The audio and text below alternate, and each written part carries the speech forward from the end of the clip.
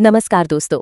आज की कहानी एक ऐसी फिल्म की है जो अंधविश्वास, लालच और इंसानियत के सबसे डरावने रूप को दिखाती है। एक ऐसी कहानी जहां एक पिता अपनी ही बेटी को एक रिचुअल का हिस्सा बना देता है, जहां मासूमियत को पैसों के लिए कुर्बान किया जाता है और जहां एक रहस्यमयी लड़की हनी अचानक सामने आती है। लेकिन सवाल ये है, हनी आखिर है कौन? एक आत्मा, एक भ्रम या मीरा के टूटे हुए दिमाग की आखिरी उम्मीद? तो चलिए दोस्तों, बिना देर किए शुरू करते हैं हनी फिल्म की पूरी कहानी।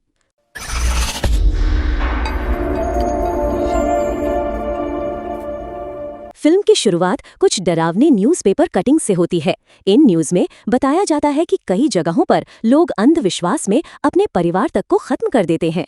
इसके बाद सीन एक घने जंगल की गुफा में शिफ्ट होता है, जहां कुछ लोग एक अजीब देवी की मूर्ति के सामने खड़े होते हैं। सभी के सीने पर एक खास टैटू बना होता है। ये लोग किसी खतरनाक कल्ट का हिस्सा होते हैं। फिर वो लोग एक आदमी के सिर पर वार करते हैं, उसका खून एक बर्तन में इकट्ठा करते हैं और उसे देवी को चढ़ाते हैं। यहीं से साफ हो जाता है कि ये कोई साधारण पूजा नहीं, बल्कि एक खतरनाक तांत्रिक रिचुअल है। अब कहानी 2013 में शिफ्ट होती है। एक ऑफिस में सभी लोग मिलकर आनंद नाम के आदमी को बुरी तरह पीट रहे होते हैं। लोग उसे नौकरी से निकालने की बात कर रहे होते हैं। कारण क्या है? शायद चोरी या फिर तंत्र मंत्र। आनंद की टेबल में नींबू, मिर्च और पूजा का सामान मिलता है, जिससे साफ हो जाता है कि वो ऑफिस में भी अजीब रिचुअल करता था। नौकरी से निकाले जाने के बाद आनंद घर आता है। घर पर उसकी पत्नी ललिता और उनकी छोटी बेटी मीरा होती है।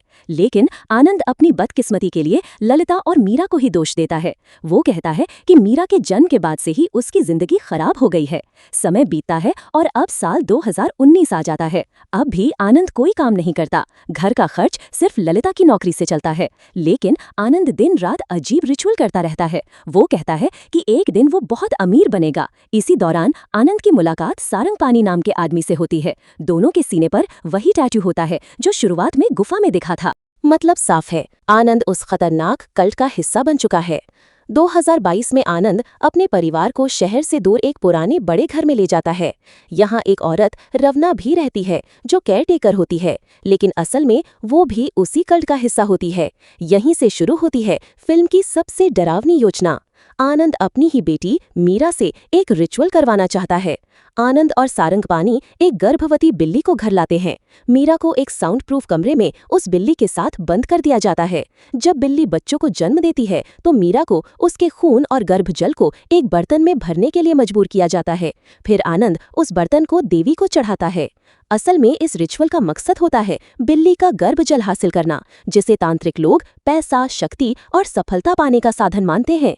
लेकिन इसके लिए एक शर्त होती है। ये काम ऐसी लड़की से करवाना होता है जिसे अभी तक पहली बार पीरियड्स नहीं आए हों। इसीलिए मीरा को बार बार इंजेक्शन दिए जाते हैं ताकि उसका शरीर विकसित ही ना हो। समय बीतता जाता है। मीरा सालों तक इस नरक में कैद रहती है। वो बार बार बिल्लियों को मारने के लिए मजबूर होती है। उसकी माँ ललिता को भी ड्रग्स और इंजेक्शन देकर पागल जैसा बना दिया जाता है। अब मीरा पूरी तरह अकेली हो चुकी होती है। इसी दौरान एक रात मीरा के सामने एक लड़की दिखाई देती है। वो बिल्ली जैसा व्यवहार करती है। वो खुद को मीरा की ट्विन सिस्टर बताती है। मीरा उसे नाम देती है हनी। हनी मीरा को बताती है कि घर में सब लोग बुरे हैं और उसकी माँ को जानबूझकर बीमार बनाया जा रहा है। हनी ही मीरा को उसकी माँ के कमरे की चाबी भी दिखाती है। असल में हनी कोई असली लड़की नहीं होती, वो मीरा के दिमाग की बनाई हुई एक कल्पना होती है। मीरा ने इतने सालों तक इतना दर्द सहा होता है कि उसका दिमाग खुद को बचाने के लिए एक दूसरी पर्सनैलिटी बना लेता है। हनी वही हिम्मत है जो मीरा के अंदर छिपी थी। एक दिन मौका देखकर मीरा अपने पिता की ड्रिंक में नींद की दवा मिला देती है। आनंद बेहोश हो जाता है। मीरा अपनी माँ को आजाद करती है। फिर ललिता आनंद को घसीटकर उसी जगह ले जाती है जहाँ वो रिचुअल करता था और आखिरकार ललिता आनंद को खत्म कर देती है।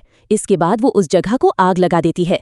अगली सुबह पुलिस वहां पहुंचती है। उन्हें आनंद की लाश मिलती है और कई दफन किए हुए बर्तन और बिल्लियों के कंकाल भी मिलते हैं।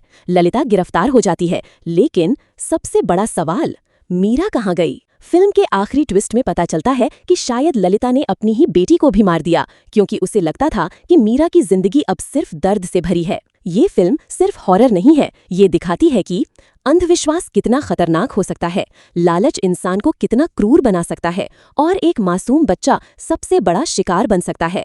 तो दोस्तों, यही थी हनी फिल्म की पूरी कहानी। अगर आपको ऐसी ही डरावनी और रहस्यमयी फिल्मों की पूरी कहानी सुनना पसंद है तो वीडियो को लाइक, चैनल को सब्सक्राइब और कमेंट में जरूर बताइए कि अगली कौन सी मूवी की एक्सप्लेनेशन देखना चाहते हैं। मिलते हैं अगली वीडियो में, तब तक के लिए धन्यवाद।